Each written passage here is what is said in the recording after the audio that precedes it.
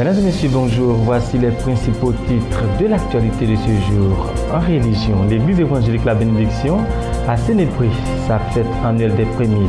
C'était le dimanche 11 février dernier et les détails dans cette édition. Nous irons ensuite à Zoukouboué dans le centre-ouest de la Côte d'Ivoire à la rencontre des vendeuses de poissons qui font la fierté de l'économie de cette région avec notre correspondant sur place. Sur le continent africain, des populations anglophones du Cameroun continuent toujours de fuir la répression de l'armée. Ils sont aujourd'hui 33 000 à s'être réfugiés au Nigeria.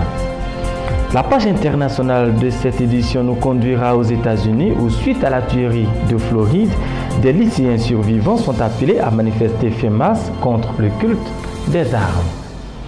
Madame, Messieurs, bienvenue. Merci de vous informer sur Béni TV, la chaîne des bénis, au chapitre religion, à l'église évangélique La Bénédiction pour parler cette fois-ci de la célébration de la fête annuelle des prémices. C'était le dimanche 11 février dernier et les fidèles sont venus nombreux rendre grâce au Seigneur avec le couple pastoral Sylviane et Samuel Manté. Ambiance à l'église évangélique La Bénédiction de Yopougon. La Bible nous enseigne dans le livre de Proverbes chapitre 3, du verset 9 au verset 10, « Honore l'Éternel avec tes biens et avec les prémices de tout ton revenu. Alors tes greniers seront remplis d'abondance et tes cuves regorgeront de l'eau. » À cet effet, le dimanche 11 février 2018, l'église évangélique de la commune de Yopougon a célébré l'Éternel à travers cette belle fête des prémices. Un moment de reconnaissance à l'Éternel, mais aussi un temps de communion avec plusieurs articulations qui ont meublé la réussite de ce culte spécial.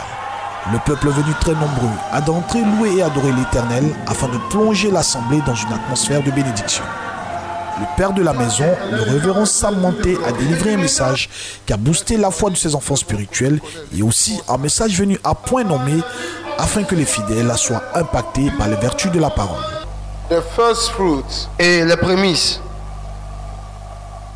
is the first sont les premiers and the best et les meilleurs of our fruits, de nos fruits, of our revenue, de nos revenus. So everything that you have is because God has given to you. Alors tout ce que tu as, c'est parce que Dieu t'a donné. It's not because of you. Ce n'est pas à cause de toi-même. Hallelujah. So God has given to us. And God is the one who makes us rich. He's the one who makes us have what we have. Et Dieu nous a donné tout ce que nous avons. Et c'est aussi Dieu qui nous permet d'être riches. C'est aussi Dieu qui nous permet d'avoir tout ce que nous pouvons avoir. So one. Alors all things belong to God. Tu dois savoir que tout appartient à Dieu. And two. Et deux. It's God who gives you that power. Tu dois aussi savoir que c'est Dieu qui te donne la force et le pouvoir. To be able to possess what you have. Que tu sois capable de posséder tout ce que tu as. Les chants de l'Éternel ont apporté une touche vocale particulière à ce beau rendez-vous ecclésiastique avec des prestations bien enlevées, en l'occurrence les chants Alice et Sidonie. Après ces différentes articulations, place à la remise des prémices des différentes familles.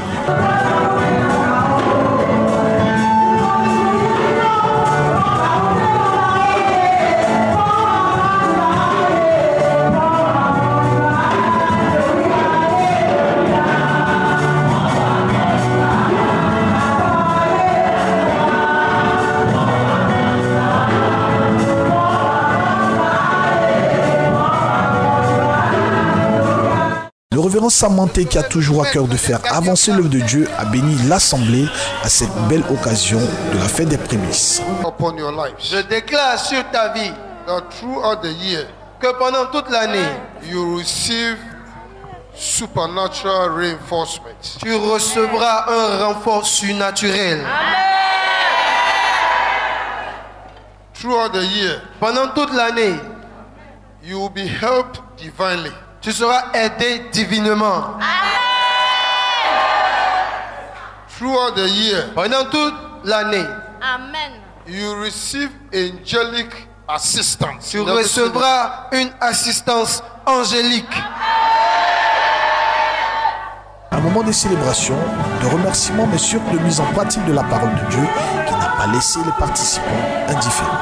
prémices est une fête vraiment très formidable. Mon frère, ma soeur, viens donner ta prémisse à l'Éternel afin qu'il puisse opérer un grand miracle dans ta vie et que tu puisses rentrer dans l'année surnaturelle. Je t'invite vraiment à comprendre véritablement la parole de Dieu.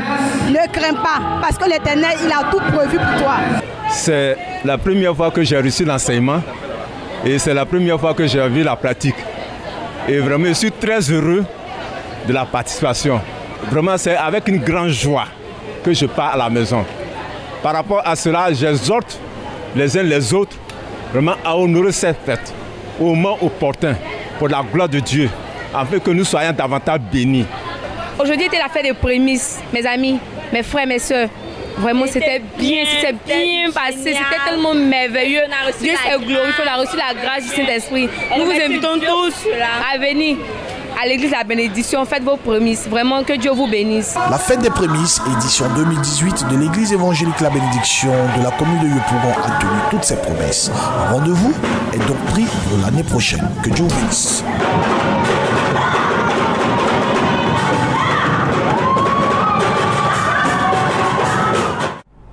Toujours dans la ferveur de la fête annuelle des prémices à l'église évangélique La Bénédiction, nous nous rendons cette fois-ci au siège des églises évangéliques La Bénédiction à Abidjan, à Djamé 220 logements, pour y voir l'ambiance qui a régné. La fête annuelle des prémices des églises évangéliques La Bénédiction a été marquée par des temps forts de communion, de partage et de bénédiction. En témoigne ce culte spécial qui s'est tenu le dimanche 11 février 2018 au siège des églises évangéliques La Bénédiction, 6 dans la commune d'Adjamé 220, pour célébrer le Seigneur avec les prémices. Les fidèles n'ont pas voulu se faire compter cet événement annuel et étaient tous à la tâche avec les différentes prestations des familles pour la réussite totale de cette belle fête. Le pasteur Sylviane, pour cette belle occasion, s'est adressé à ses filles et fils spirituels avec un message très édifiant. Je veux vous dire la vérité. C'est un comportement païen que d'adorer des choses. Pourquoi tu vas adorer un habit? Pourquoi tu vas adorer un parfum? Pourquoi tu vas adorer quoi que ce soit? On dit adore Dieu seul. Non, tu vas dire non, Dieu c'est le côté spirituel. Mais quand tu dis tu adores, ça veut dire que tu aimes cette chose à l'extrême. Quand tu dis extrême, c'est le niveau dernier, non? Quand on aime quelque chose à l'extrême, est-ce qu'à cet extrême-là, il peut y avoir un autre extrême? Donc si tu adores cette chose à l'extrême, il a pris la position de Dieu. Cette chose a pris la position de Dieu. C'est Dieu qui doit être à la fin de notre amour. À l'extrême, là, c'est Dieu qui doit être là-bas. Et toi, tu ramasses des choses, des artistes, tu mets à l'extrême. Tu l'adores. Et tu es prêt à te jeter dans la rue pour lui. Pour Dieu, tu ne te jettes pas. Hein? Mais pour l'artiste, parce que tu l'adores, tu l'as mis à l'extrême de ton amour. Si tu as l'habitude de dire j'adore, je vais te dire aujourd'hui que adore que Dieu seul. Parce qu'il a dit, tu aimeras le Seigneur ton Dieu de tout ton cœur. C'est-à-dire à l'extrême, c'est Dieu. Au maximum, c'est Dieu. Il ne peut pas avoir deux. Une succession de différentes familles qui ont représenté les différentes régions de la Côte d'Ivoire, à savoir le nord, le sud, le centre et l'ouest, et aussi la diaspora, un symbole de fraternité et d'unité.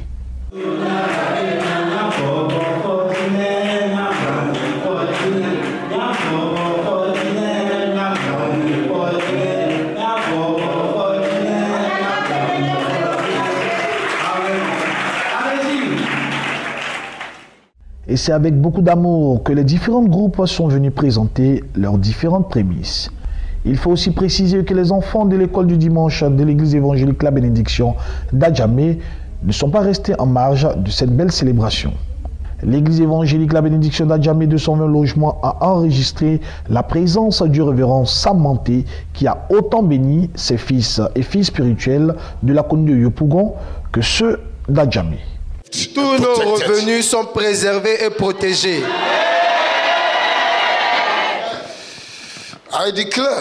Je déclare upon our lives sur nos vies that because we have honored God with our first fruits, que parce que nous avons honoré Dieu avec nos prémices, the rest of the year, que le reste de l'année, whatever our hands shall do, que tout ce que nos mains feront will prosper and multiply. Prospère et soit multiplié.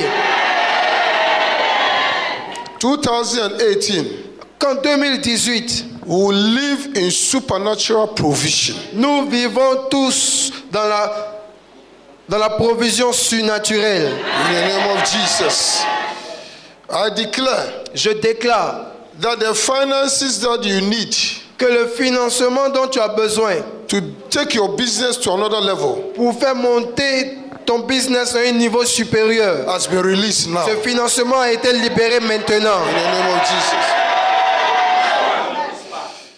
Les prémices, édition 2018, cette belle fête annuelle de l'église évangélique La Bénédiction d'Adjamé de son logement a pris fin dans des temps de bénédiction. Rendez-vous est donc pris pour l'année 2019. Que Dieu vous bénisse. Parlons cette fois société et rendons-nous dans le département de Zoukouboué, dans la région de Dalouadze, dans le centre-ouest de la Côte d'Ivoire. Au grand carrefour de Guessabo, un lieu qui est animé de jour comme de nuit par les vendeuses de poissons. Comment ces femmes approvisionnent-elles leur marché? La réponse avec Loua Pierre, notre correspondant dans cette région. Déjà plusieurs années, ce grand carrefour de la jeune sous-préfecture de Guessabo est toujours animé par la vente de poissons fraîches, fumés et autres grillés. Une activité juteuse et parfois même très juteuse dans les années 80 a véritablement chuté ces temps-ci. Il n'y a plus de poisson dans l'eau, c'est à cause de ça. Sinon, si le poisson sort là, on peut faire bon prix. C'est notre travail, on ne peut pas laisser. On n'est pas l'autre travail, c'est à cause de ça. Sinon, maintenant, la poisson est devenue chère. Sinon, on vend ça, on ne pèse pas, on remplit dans la cuvette. 1200 CN, 1500. Mais maintenant, la salle, on prend le kilo, 1700 CN, 1500. Et pour les revendeuses du poisson grillé accompagné du pain, toute unanime, elles déplorent que l'huile et le poisson soient hors de prix. Avant, poisson de 200, maintenant la poisson de 200 là, on vendait ça à 100 francs, mais maintenant pour 500 là, ça devient petit. Il n'y a pas de poisson dans l'eau. On ne peut pas payer île. Il est devenu 1000 francs. Tu vas payer farine, tu vas payer poisson. Pour dire que tu vas venir vendre, si cela est là pour gagner pour toi là, tout ça c'est déficit. Donc il n'a qu'à nous aider, il n'a qu'à lever un peu là, comme ça nous aussi on peut gagner pour nous à manger.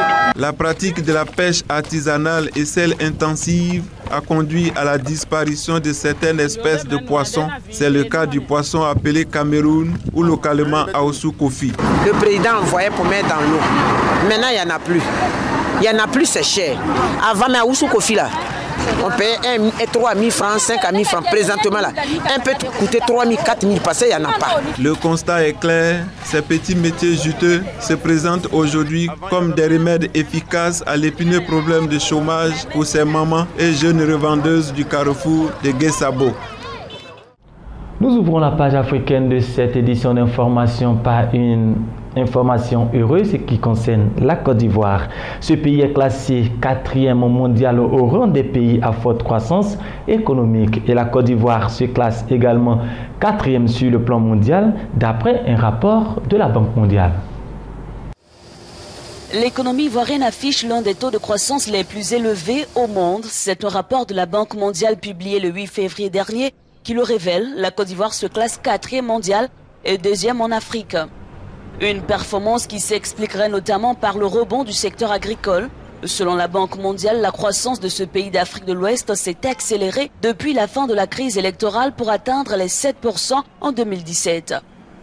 En dépit de ces chiffres flatteurs, l'institution relève que l'économie ivoirienne n'est pas inclusive. Elle ne profite pas à tout le monde. Le revenu par habitant est inférieur à celui des années 80 et le taux de pauvreté avoisine les 45% contre moins de 10% en 80.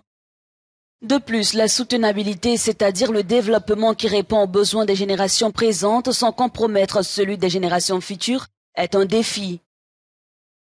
Enfin, ce rapport recommande aux autorités ivoiriennes une modernisation de leur économie avec une plus grande implication du secteur privé au PIB. La contribution du PIB à l'économie est passée de 10% en 2015 à 5,3%. Le déficit budgétaire est en dégradation constante de 2,9% du PIB en 2015. Le déficit budgétaire ivoirien est passé à 4,5% en 2017. Direction à présent l'Éthiopie, où au lendemain de la démission du Premier ministre Haïlé Mariam Desalegn, l'Éthiopie a déclaré vendredi l'état d'urgence pour 6 mois. Le pays est secoué depuis 3 ans par une crise politique et des violences qui ont fait des centaines de morts. L'état d'urgence à nouveau en place en Éthiopie, 6 mois seulement après la levée de la précédente mesure. Cette fois encore pour une durée de 6 mois. Une décision qui doit être validée par le Parlement dans 15 jours. Interdiction de manifester sous peine d'être immédiatement arrêté par les autorités. Une situation inquiétante pour les habitants de la capitale éthiopienne. Les jeunes veulent la démocratie et du leadership. Décréter l'état d'urgence n'est pas une solution. Cette mesure n'apportera pas la paix et la stabilité dans le pays. Il faut des négociations entre le peuple et le gouvernement. Décrété vendredi dans la foulée de la démission surprise du Premier ministre Haïlé Mariam Desalegn, l'état d'urgence doit permettre selon lui de mener à bien les réformes dont l'Éthiopie a besoin. Dans une conférence de presse, le ministre de la Défense a démenti les rumeurs sur la prise de contrôle du pouvoir par l'armée. Notre armée est rattachée à la Constitution, donc elle est dédiée à la protection de celle-ci et elle obéit à notre administration. Notre armée ne fait pas de coup d'État dans notre pays. Ces derniers jours, les manifestations se multipliaient dans le pays. Pour apaiser les tensions, les autorités ont libéré des centaines de prisonniers, dont des figures de l'opposition, mais cela n'a pas suffi. En 2015 et 2016, déjà, le deuxième pays le plus peuplé d'Afrique avait été le théâtre d'un mouvement de protestation anti-gouvernemental inédit. Les deux principales ethnies, Oromo et Amara, dénonçaient alors les inégalités, mais aussi la surreprésentation de la minorité tigréenne au sein du gouvernement. Les manifestations violemment réprimées par le pouvoir avaient fait plus de 900 morts. Au Kenya, l'on lutte désormais contre le braconnage dans le parc du Masai Mara grâce à des chiens. L'introduction d'une unité canine en 2009 a amélioré la traque des braconniers. Cette année, 5 chiots sont entraînés pour prendre la relève. Chakaria a 5 mois. Depuis quelques semaines, elle s'entraîne pour rejoindre une unité canine dans le parc du Masai Mara. D'un pas assuré, elle renifle dans les hautes herbes jusqu'à trouver un ranger caché dans la savane qui joue le rôle d'un braconnier. Chakaria fait partie des favoris. Elle possède ces traits de caractère bien particuliers qui font un bon tracker. Des chiens actifs qui aiment manger, beaucoup jouer, des choses comme ça. Mais comme je l'ai dit, la génétique et la conduite est ce que nous recherchons. La bonne conduite pour faire le travail. Cette unité canine est devenue essentielle à la lutte contre le braconnage dans le triangle du Mara dans le sud du Kenya. Si le trafic d'ivoire retient l'essentiel de l'attention, le principal défi du parc est la lutte contre le trafic de viande d'animaux sauvages. Gazelles, impala, gnous ou encore girafes, les braconniers tuent ces animaux par centaines. Ils utilisent en général des collets métalliques ou aussi chassent les animaux jusque dans les vallées. Ils utilisent des machettes, des épées et des pangas pour les découper. Les braconniers utilisent aussi des pièges qui sont neutralisés par centaines jusqu'à 500 par jour. Le trafic de viande de brousse atteint un niveau critique que dénonçait dès 2014 un rapport du gouvernement kényan. L'unité canine existe depuis 2009. Aujourd'hui, elle compte 4 chiens trackers et 2 chiens détecteurs postés aux entrées du parc pour repérer des armes ou de l'ivoire dans les voitures.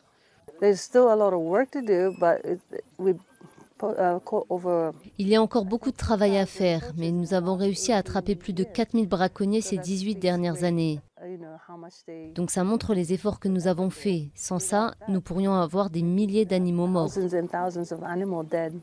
Il ne reste plus que quelques semaines aux 5 chiots pour faire leurs preuves.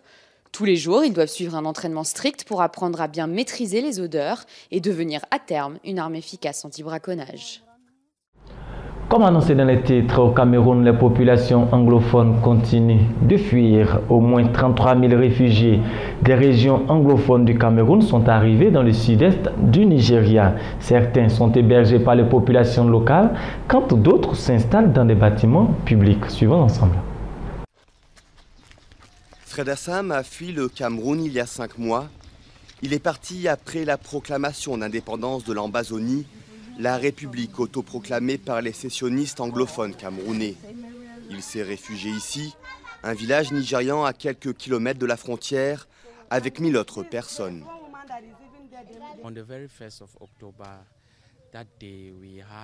Le 1er octobre, ce jour-là, nous avons eu une très mauvaise expérience parce qu'après la célébration, en 1 heure ou 2, les troupes de la République ont envahi notre village et ils ont tué l'un d'entre nous.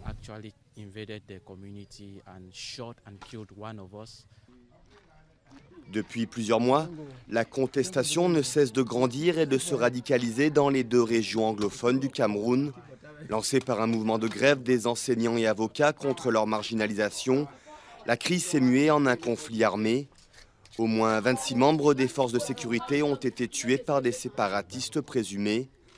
En guise de représailles, l'armée camerounaise s'est déployée dans toute la zone anglophone et aurait fait de nombreuses victimes civiles. Plus de 33 000 personnes ont trouvé refuge au Nigeria voisin. Certains arrivent malades, d'autres sont grièvement blessés.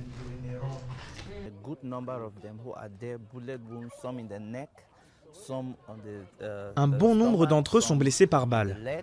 Certains au cou, d'autres au ventre, d'autres encore aux jambes. Il y en a même un qui a une blessure par balle qui traverse les 2 pieds. Beaucoup d'entre eux ont été frappés ou blessés par balles. Les autorités camerounaises qualifient les séparatistes de terroristes et soupçonnent l'existence de camps d'entraînement rebelles dans la jungle séparant le Cameroun et le Nigeria. Au poste frontière de Nfoum, les douaniers sont sur le qui-vive.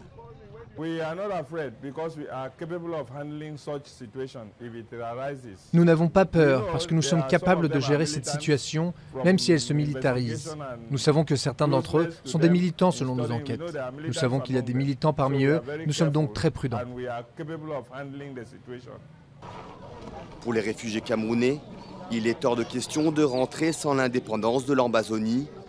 Avec la répression continue de Yaoundé, de nombreux jeunes réfugiés se disent prêts à vouloir prendre les armes pour obtenir l'indépendance de leur région.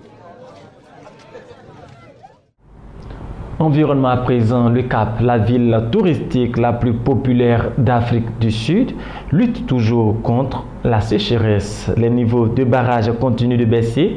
Les robinets de la ville seront totalement asséchés d'ici juin et la situation dramatique commence à affecter l'école.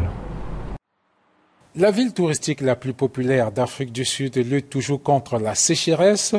La ville du Cap est à court d'eau. La sécheresse qui sévit dans la province du Cap occidental dure depuis 3 ans maintenant. La plupart des barrages dans la région ont une capacité d'environ 20%. Si les niveaux de barrage continuent de baisser, les robinets de la ville seront asséchés d'ici juin. Le jour 0 a été ramené au 4 juin. Le 21 avril, la ville devait manquer d'eau. Il y a eu quelques précipitations, mais la ville a mis en œuvre des restrictions d'eau au niveau de 50 litres par jour et par individu. Voici le lycée Bergeliette au Cap. Dans ce lycée, un seul robinet dans chaque salle de bain est utilisé, tandis que les toilettes du 2e étage ont été fermées.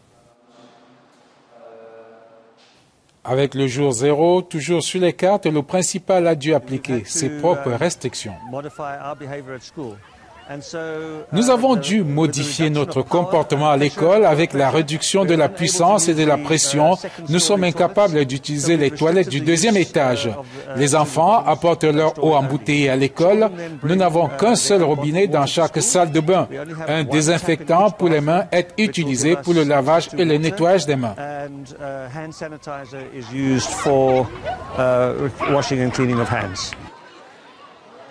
Plus d'1 millier d'enfants fréquentent cette école. Beaucoup sont déçus que l'école ait dû suspendre tout sport jusqu'au 3e trimestre de cette année. Comme vous pouvez voir, certains champs sont un peu croustillants et bruns. Nous sommes limités. Alors que nous avons l'eau au fond du forage, nous sommes limités à arroser seulement 2 fois par semaine avant 9 h du matin, dont les champs ont pris un grand battage et les diverses manifestations scolaires, par exemple la natation, ont été annulées. C'était difficile de s'adapter car nous sommes beaucoup d'élèves dans cette école et fermer certaines salles de bain est difficile, mais après on s'y habitue. Pour être honnête, je pense qu'il est assez décevant que nous nous trouvions dans cette situation difficile. D'autres pays connaissent d'autres catastrophes naturelles qui se produisent dans un délai court. C'est quelque chose que les gens ont vu venir depuis environ 8 ans. J'utilise ce genre de choses. Je veux dire, comment réagissez-vous aux changements climatiques qui se produisent autour de vous? Mais je pense qu'un peu de proactivité aurait été agréable. La ville a profité d'une pluie inattendue cette semaine. 8 mm de pluie sont tombés, pas assez cependant, pour que la région évite le jour 0. Et pendant ce temps, les Libyens fêtaient vendredi et samedi le 7e anniversaire de la révolution qui a vu la chute de Mouammar Kadhafi. Et ce, malgré leur calvaire quotidien dans un pays miné par une crise politique et économique sans précédent. Ils brandissent des drapeaux aux couleurs du pays, rouge, vert et noir. Dans les rues de Tripoli, ils sont des milliers rassemblés pour fêter la chute du régime autoritaire de Mouammar Kadhafi au pouvoir pendant 42 ans. Et dans la ville, des concerts ont été organisés par les autorités. Malgré la souffrance et malgré les événements qui ont eu lieu dans notre pays, Dieu merci, les gens célèbrent aujourd'hui la mémoire des martyrs et des blessés qui se sont sacrifiés. Bien sûr, 2012 et 2013 ont été des années de conflit, mais si Dieu le veut, 2018 sera une bonne année. Pourtant, même si l'ambiance est à la fête à Tripoli et dans plusieurs villes libyennes, les réjouissances ont un goût amer. Depuis la chute du régime kadhafiste, le pays est déchiré par une crise politique et économique et les Libyens sont confrontés à des pénuries et une insécurité croissante. Nous célébrons aujourd'hui la révolution du 17 février. Même si tous ces objectifs n'ont pas été remplis, nous espérons que le pays se portera mieux dès que possible. La Libye, un territoire morcelé où deux autorités se disputent le pouvoir, et le pays est devenu une plaque tournante de l'immigration clandestine, symbole de l'exploitation des migrants. À l'international, des lycéens survivants de la fusillade de Floride aux États-Unis manifesteront le 24 mars pour réclamer un contrôle plus strict sur les armes à feu. Un débat récurrent que les États-Unis échouent régulièrement à faire avancer. Le rendez-vous est pris et le ton est donné. Baptisée Marche pour nos vies et organisée par les élèves qui ont survécu à la tuerie, la manifestation aura lieu le 24 mars prochain. Notre communauté et notre pays ont pris trop de balles au cœur et maintenant il est temps que cela change. Je ne me sentirai pas en sécurité de retourner à l'école moi-même tant que la loi sur les soins de santé mentale et celle sur le contrôle des armes à feu n'auront pas été adoptées. C'est inacceptable. Combien d'autres étudiants vont devoir mourir et faire couler leur sang dans les salles de classe américaines pour essayer de faire du monde un monde meilleur, simplement parce que les politiciens refusent d'agir ? Ces jeunes ont directement interpellé le président des États-Unis. Ils dénoncent notamment les liens entre le monde politique et le très puissant lobby américain des armes, la NRA. Des liens qui empêchent de réformer le contrôle des armes à feu dans le pays. Sur Twitter, Donald Trump s'en est expliqué et pour se défendre, le président américain attaque le FBI. Vraiment dommage que le FBI ait manqué tous les signaux envoyés par le tireur de l'école de Floride. Ce n'est pas acceptable. Il passe trop de temps à essayer de prouver la collusion des Russes dans ma campagne. Il n'y a pas de collusion. Revenez-en aux bases et rendez-nous tous fiers de vous. Mercredi, Nicholas Cruz, un ancien élève du lycée de Parkland, a ouvert le feu dans les couloirs de l'établissement faisant 17 morts. À 19 ans et malgré des signalements pour comportement violent, il avait pu acheter sans problème un fusil semi-automatique. Selon l'organisation Gun Violence, plus de 15 000 personnes ont été tuées par une arme à feu en 2017 aux États-Unis. Enfin, dernière escale de cette édition d'information en France, où les eaux de la Seine redescendent peu à peu. Les autorités municipales de Paris ont entamé le nettoyage des berges, mais chez certains sinistrés, les dégâts vont mettre plus de temps à se faire oublier. Après la pluie, vient le soleil. Et lentement, la Seine redescend, trop lentement même. Cette crue a été moins violente qu'en 2016, mais la décrue est beaucoup plus lente. La boue a stagné beaucoup plus longtemps. Elle sèche dans la foulée et ça nous rend le travail un petit peu plus compliqué. Mais avec les engins qui nous ont mis à disposition, ça ne nous impressionne pas plus que ça. Des engins comme ces lameuses utilisées pour briser et déstructurer la boue séchée. Il y a aussi des aspiratrices et des laveuses pour patiemment rendre à la Seine ce qu'elle a déposé sur les berges. En fait, c'est la boue qui a été montée sur le trottoir, donc du coup, on essaie d'évacuer ça avec la lance, en fait. Donc voilà. Et après, ça revient à la Seine. Et puis ça revient à la Seine. Tout revient propre alors, du coup. Parfois, les machines ne suffisent pas et c'est à la raclette qu'il faut s'attaquer à la boue. Ces hommes travaillent sans relâche l'après-midi et la nuit au fil de l'eau qui descend le long des quais et sous les ponts de Paris. Voilà, c'est ici que s'achève ce journal que nous avons été ravis de vous présenter. Christ en nous, l'espérance de la gloire. À bientôt.